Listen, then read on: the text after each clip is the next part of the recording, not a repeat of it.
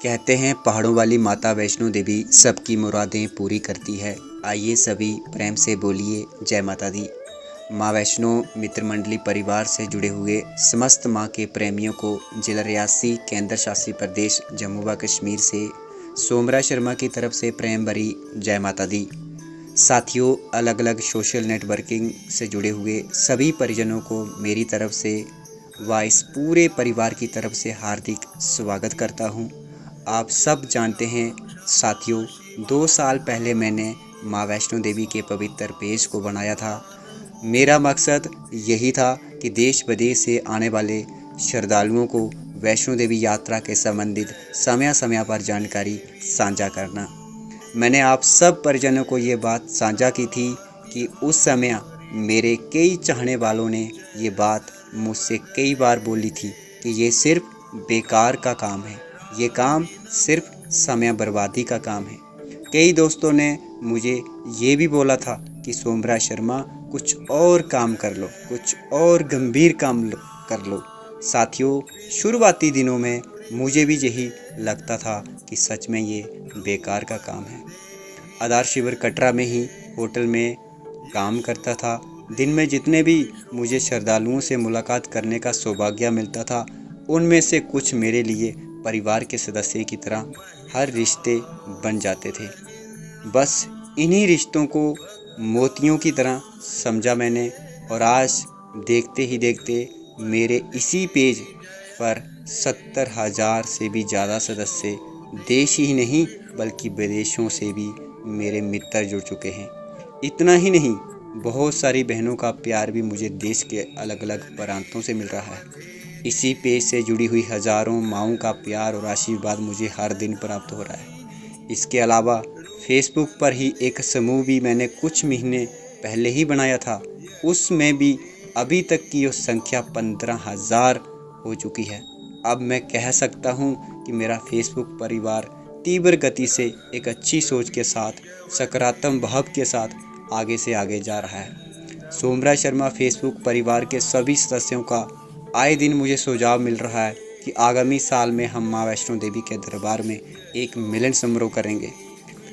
खैर साथियों, मेरा भी यही विचार बन रहा है कि जब मेरे पेज की संख्या 1 लाख हो जाएगी, माँ वैष्णो देवी ने चाहा तो हम जरूर एक मिलन समारोह करेंगे। खैर साथियों, पिछले कुछ दिनों से मुझे बहुत सारी कॉल वगैरह आ रही थी। यहाँ तक व्हाट्सएप पर मैसेज का एक भंडार सा लग चुका था कि वर्तमान में वैष्णो देवी यात्रा के लिए क्या ज़रूरी है, क्या ज़रूरी नहीं है। जो जानकारियाँ श्रद्धालुओं के लिए ज़रूरी हैं वही मैं साझा करने जा रहा हूँ। आप सब जानते हैं 6 महीने के उपरांत एक बार फिर श्रद्धालुओं को माँ वैष्णो देवी की सुबह होने वाली दिव्य अर्घ्य आरती में शामिल होने की इजाज़त दे दी गई है। शुरुआत में श्राइन बोर्ड फिलहाल एक समय की आरती में केवल 90 श्रद्धालुओं को ही शामिल होने की इजाज़त देगा। श्री माता वैष्णो देवी श्राइन बोर्ड ने अर्घ्य आरती के लिए निर्धारित शुल्क 2100 रुपये रखा है।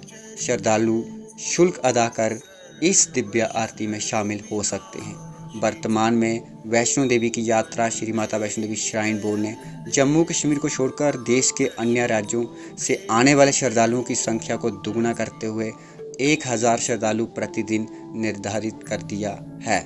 वहीं जम्मू कश्मीर के स्थायी नागरिक की संख्या 4000 कर दी गई है, जो कि पहले 4500 थी।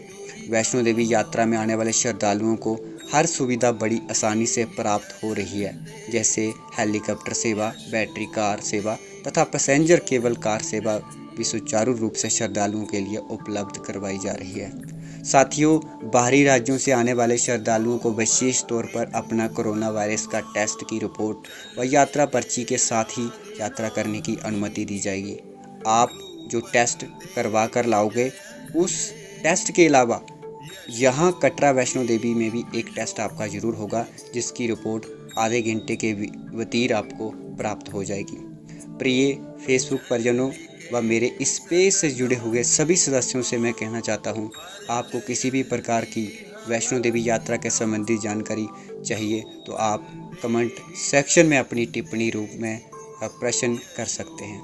मेरा शुरू से ही यही प्रयास है, जितना भी मेरे पास जानकारी होगी आपको सही जानकारी सही समय पर दे दूं। और आगे भी इसी प्रकार का यही मेरा प्रयास रहेगा। हाँ साथियों, अगर किसी मेरे फेसबुक परिवार के सदस्य को थोड़ी देरी से मेरी तरफ से उत्तर मिलता है तो नाराज़ मत होना मेरे से क्या, नाराज़ तो किसी से भी नहीं होना। मैंने बहुत बार आप लोगों से साझा किया है कि मैं आप सब लोगों से प्यार करता हूँ। आप सब लोग मेरे हैं, आप सब लोग मुझे अपना मानते हो। मैं एक बार फिर गुजारिश करता हूँ, नाराज़ मेरे से क्या, किसी से भी नहीं होना, क्योंकि आप सब जानते हैं आज के ज़माने में अकेलापन ही सबसे बड़ी सज़ा है।